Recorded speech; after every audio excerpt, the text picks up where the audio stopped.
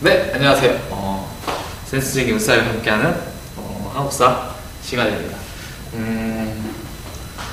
오늘은 고려시대 사회문, 사회 파트에 대해서 한번 살펴보도록 할 겁니다. 부채 이쁘죠? 네, 우리 5반의 김민지 학생이 전주에서 선생님을 위해서 사온 부채입니다. 감사하네요. 민지가 볼지 안 볼지 모르겠지만, 그죠? 자, 오늘 수업 나가도록 해볼게요. 오랜만에 찍어서 되게 버벅버벅해도 여러분 좀 이해해 주시기를 바라겠습니다. 참고로 이렇게 카메라에 오늘 마이크도 달았는데요. 한 6만원인가 주고 굉장히 저렴하게 샀는데요. 성능이 좋을지는 미지수네요. 돈을 버린 건 아닌지 걱정하면서 우리 고려 신분제도에 대해서, 사회에 대해서 먼저 살펴보도록 하겠습니다. 이제 고려라고 하는 사회가 어떻게 살아갔는지에 대한 그 사회 모습에 대해서 먼저 살펴볼 건데요. 그 중에 고려의 신분제도에 대해서 살펴보도록 하겠습니다. 사실 이제 우리나라 사람들에게 신분제도를 물어보면 가장 많이 대답하는 게 이제 골품제도죠. 신라에. 근데 이제 폐쇄적이었고 그 위에 신분으로 올라갈 수 없는 그러한 게 이제 골품제였다면, 이제 고려에게도 이러한 신분제도가 있었습니다. 삼국시대, 신라 시대에 비한다면 조금 더 개방적인 모습들을 갖추긴 하지만 역시나 사실은 이 층 간에 굉장히 차이가 명확했다라고 하는 걸 여러분들 기억해 주시면 되겠습니다. 그래서 이제 먼저 살펴보면 이제 가장 위에, 피라미드 가장 위에 있는 세력들, 우리가 귀족이라고 하는 세력들을 우리가 살펴볼 수가 있습니다. 여러분들 문벌 귀족을 생각하시면 될 것 같아요. 문벌 귀족들은 자신의 정치적, 경제적인 힘을 계속적으로 유지하기 위해 세 가지 방법을 사용하는데요. 첫 번째 방법. 왜 갑자기 웃었지? 첫 번째 방법, 우선은 공음전. 그래서 5품 이상 관료들에게는 자식들에게 계속 세습이 가능한 토지를 지급을 하고요. 그 다음에 음서제라고 해서 역시 자신들의 외가든 친가든 한 명의 자식에게 관리가 될 수 있는 특권을 부여했죠. 그리고 중첩된 혼인과 폐쇄적인 혼인, 즉 자기들끼리만 혼인을 하게 되면서 자기들만 권력을 유지하고자 하는 그러한 방법을 사용을 했던 그러한 계층이 귀족들이고, 여러 정치, 경제적인, 사회적인 부분들에 있어서 얘네들이 이제 모든 것들을 장악하는 그러한 모습들을 띠게 됩니다. 오늘 이제 교과서 78쪽이니까요. 여러분들 같이 읽으시면서 보시면 좋을 것 같습니다.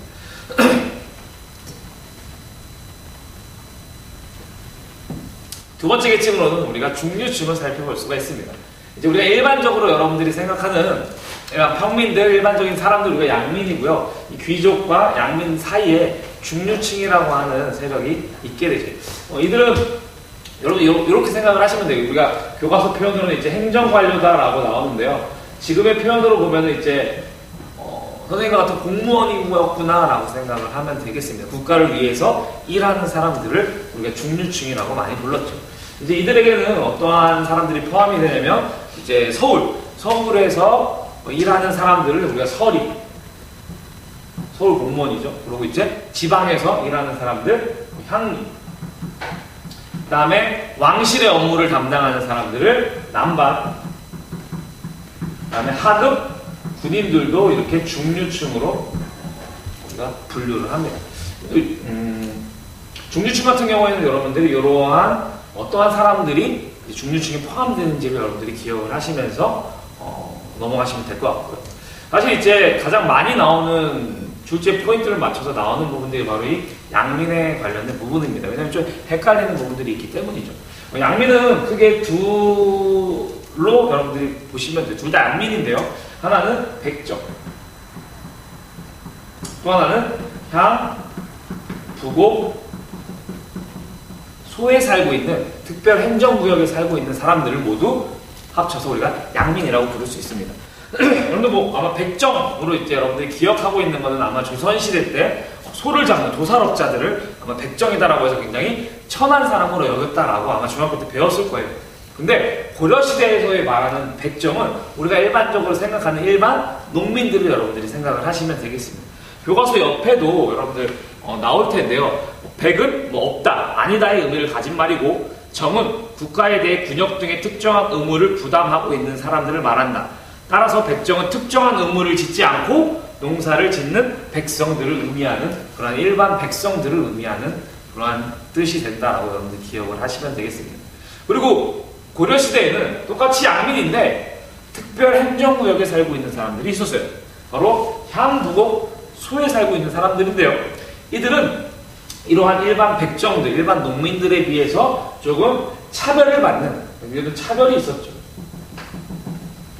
차별을 받는 존재였어요. 어떤 부분에서 차별을 받았냐? 우선은 이주가 마음대로 될 수가 없고요. 이사죠. 그리고 또 한 가지, 세금을 다른 지역보다 더 많이 내는 그러한 지역이 향부곡 소입니다. 특별히 향부곡 같은 경우에는 이제 일반 군영보다 인구도 적고 그다음에 농사를 짓는 그러한 지역들이었고요. 소 같은 경우는 여러분들 지난번 경제 파트를 기억할지 모르겠지만 국가에서 지정한 수공업을 생산하는 그러한 지역들을 우리가 소다라고 부르죠. 대체적으로 이제 뭐 여기서 반란이 일어났다든지 뭐 국가에 잘못했다든지 이런 경우에 일반 군영보다 낮춰서 향부곡 소를 임명해서 이렇게 차별을 받는 모습들을 보이게 됩니다. 이게 많이 헷갈려요. 이 계층들의 특징 잘 기억을 해두시면 좋겠습니다. 천민은 이제 여러 가지가 있지만 고려시대 천민하면 여러분들 노비를 기억을 하시면 될 것 같고요. 노비는 재산과 같다. 그래서 상속이 가능하고 매매가 가능한 그러한 존재였다라고 하는 거죠. 즉 물건으로 취급을 했다라는 걸 하는 거죠. 그러니까 물건한테는 국가에서 세금도 묻지 않죠. 그래서 주인에게 예속되어서, 물론 여기 이제 뭐 외거노비라든지 솔거노비라든지 다양한 것들이 있지만 우선 여러분들이 기억해야 될 것은 노비는 물건으로 취급했고 천민의 대표자구나 라고 여러분들이 기억을 하시면 되겠습니다. 이 위에 있는 세력을 우리가 지배층이다 라고 부를 수 있고요. 이 밑에 세력들을 지배를 받는 세력이다 라고 해서 비지배층으로 여러분들이 기억을 하시면 되겠습니다.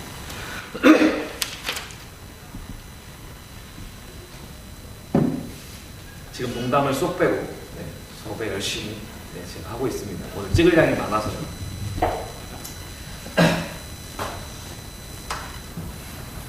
자, 계속적으로 살펴보도록 하겠습니다. 아무래도 이들 피지배층들은 귀족과 중류층들에 비해서 차별을 받다 보니까 여러 가지 불만 사항들이 많이 있었을 거예요. 그런데 이것들을 그대로 마음속에 품고 있다가 정치적으로 무신정변이라고 하는 사건이 일어나게 됩니다. 무신정변 이후에, 무신정변은 어떤 사건이었냐면 무신들이 문신들을 물리치고 자신들이 권력을 잡은 사건이에요. 그리고 이 무신들 중에서는 경대승이라고 하는 사람들도 있고 이의민이라고 하는 사람도 있었는데 자기의 위에 사람들을 물리치고 자기가 그 위에 자리에 올라가는 사람들이 있죠. 특별히 이의민이라고 하는 사람은 천민 출신으로서 권력자가 되는 그러한 모습들을 보이게 됩니다. 그러자 이러한 사회 분위기 하에서 백성들은 더 살기 어렵게 되고 백성들은 그 자신들의 불만을 표출하기 시작을 하게 되죠. 그래서 이 무신정변 이후에 하층민들의 봉기가 나타나게 됩니다.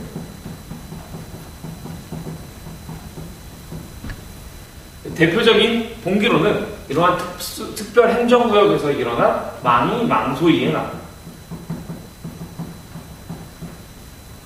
공주 지역의 명학소라고 하는 곳에서 이들이 불만을 가지고 봉기를 하게 되죠. 그리고 일반 농민들 중에서도 봉기를 하는 세력들이 나타나게 됩니다. 바로 김삼이와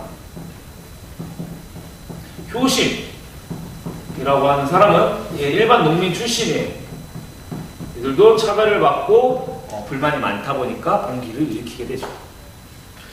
그리고 세 번째로는 이제 고려가 건국된 지 한참 지났지만 살기 어려워지다 보니까 신라 부흥운동, 고구려 부흥운동, 백제 부흥운동의 모습도 나타나게 됩니다.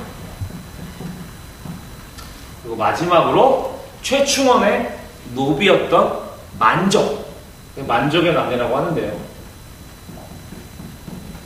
만적까지 우리 노비라고 해서 우리가 이렇게 계속 살 수만은 없다라고 하면서 이들이 노비들을 모아서 반란을 도모를 하죠.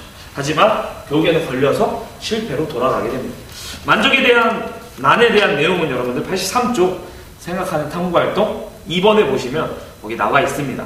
그 내용도 여러분들 참고를 하시고 그 내용이 나오면 만적의 난이구나 라고 여러분들이 기억을 하시면 좋겠고 굉장히 유명한 사료가 되겠습니다.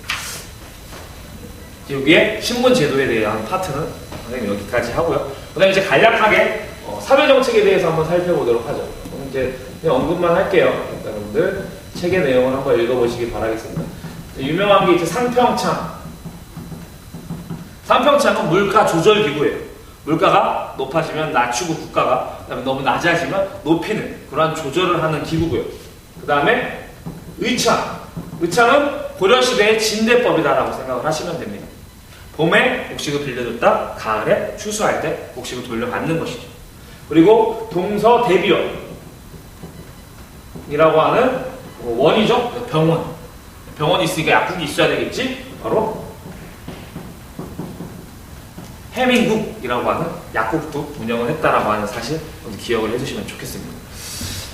사실 이 사회제도에서 요즘에 가장 이제 핫한 거죠. 제일 잘 나오는 것들은 바로 지금 살펴볼 여성에 대한 것입니다.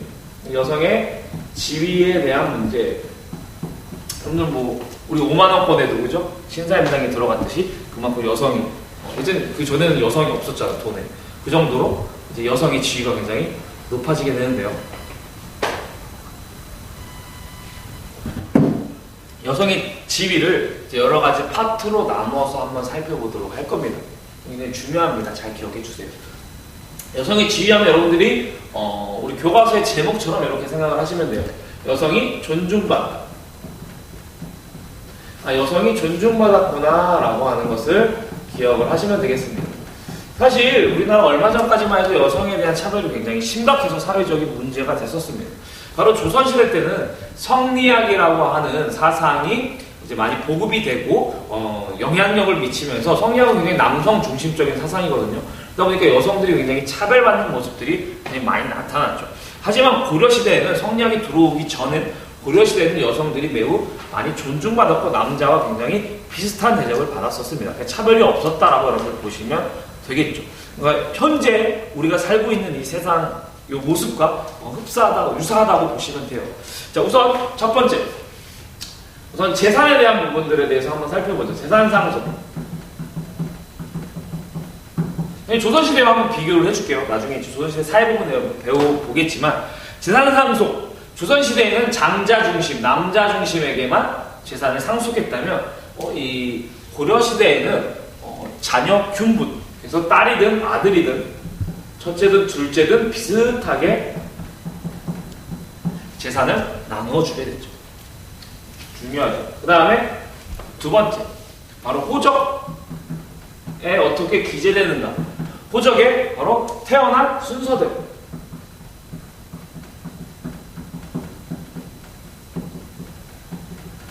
남자만 적는다든지 여자를 빠뜨리다든지 이런 것이 아니라 태어난 순서대로 적고 그 집의 주인, 호주에도 여자가 가능하다라고 하는 거 여러분 기억을 해두시면 되겠고요.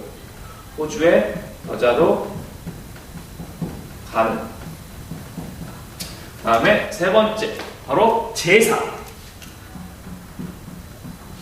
집에 제사 지내는 친구들 많을 텐데 이제 요즘에는 좀 많이 바뀌어서 여성들도 제사에 많이 참여하지만 예전 좀 한 10년 전만 하더라도 여러분들 웬만한 집에서 제사를 지낼 때는 남성들만 앞에 가서 절을 하고 여성들은 음식 준비를 하죠.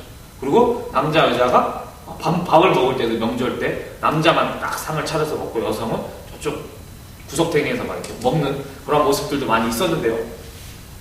제사도 이제 딸도 가능합니다. 장자만이 아니라 제사도 딸도 가능하다 보니까 그만큼 재산에 대한 부분들 이런 분들에 대해서도 영향력을 끼칠 수 있는 그런 위치에 놓이게 되죠. 그리고 제가 허용. 제사 파트 하나만 더 하면 이제 뭐 돌아가면서 비슷한 말인데요. 제사도 돌아가면서 지내는 모습들이 나타나고요. 제가도 허용. 제가라고 하는 게 이제 재혼을 말하는 거예요. 조선시대 때는 재혼하면 완전히 진짜 썩을 년. 그죠? 완전히 얘는 정조를 지키지 않는 완전히 그런 여자로 완전히 막 마을에서 하고서 집안에서도 엄청 자기 딸 창피해하고 그랬었는데 고려시대에는 제가를 허용했다라고 하는 거죠. 그래서 사회생활도 일반적으로 할 수 있고요. 재혼도 가능한. 그리고 이제 처가살이 라고 해서 이제 조선시대에는 시집살이가 굉장히 많이 나타났었다면 이때는 처가살이도 많이 있었다라고 하는 사실이죠. 오히려 현재 많이 그래요. 제 친구들도 결혼하거나 이제 그러면 그 뭐시기냐, 신부 집 가까이, 그 신부 장모님 집 가까이 많이 집을 잡는 모습들도 나타나죠. 저도 결혼을 빨리 해야 되는데요. 그래, 좋은 사람 나타나겠죠. 자, 그리고 마지막으로 이제 음서의 혜택, 기타 사항으로는 음서의 혜택을 어디까지도 주게 되냐면 바로 자기 사위나 그다음에 외손자, 친손자만이 아니라 아빠 쪽만 아니라 엄마 쪽 계열도 자기 음서의 혜택을 줄 수 있는 그러한 모습들을 통해서 우리는 고려시대 여성의 지위가 존중받는 그러한 사회였구나라고 여러분들이 기억을 하시면 되겠습니다. 사실 크게 어려운 파트는 아니에요. 어려운 파트는 아니고 뭐 사실 대단한 이야기가 있는 파트도 아니어서 선생님이 이제 내용 중심적으로 많이 전달을 했어요. 그럼 이것들을 파트별로 잘 기억을 해주시면 좋겠습니다. 다시 한번 선생님이 정리를 간략하게 해주면요. 포인트만 신문제도에서는 각 신문의 위치에서의 이 특징들 여러분들이 설명할 줄 알아야 되고요. 특별히 양민, 백정과 향부곡 소민들에 대해서 좀 초점을 맞춰서 여러분 설명을 할 줄 아셔야 되겠고요. 그 다음에 무신정변 이후에 하층민들의 봉기가 많이 나타났구나. 그래서 이러한 내용들, 특별행정구역, 그 다음에 일반 농민들, 그 다음에 노비들, 그 다음에 뭐 각 지역별로 부흥운동까지도 나타났구나라고 하는 사실 기억해 주시면 좋겠고요. 이거는 이제 여러분 개념만 파악해 주세요. 성평창, 의창, 동서대변, 해민국이 뭔지. 그리고 마지막으로 여성의 지위는 여러분들이 이렇게 설명을 할 줄 알아야 돼요. 자기 말로. 뭐 이런 것들은 요즘에 논술형평가, 서술형평가에도 굉장히 많이 출제되는 부분이니까 이거를 이렇게 파트별로 나눠서 왜 여성이 존중받았는지에 대해서 설명할 줄 알면 오늘 여러분들이 보시는 이 영상 파트 부분을 여러분들이 완전히 아실 수 있을 겁니다. 네, 이렇게 영상을 마치고요. 오늘 마무리가 되게 이상하네요. 그죠? 네, 여러분들 열심히 공부하시길 바라겠습니다. 안녕!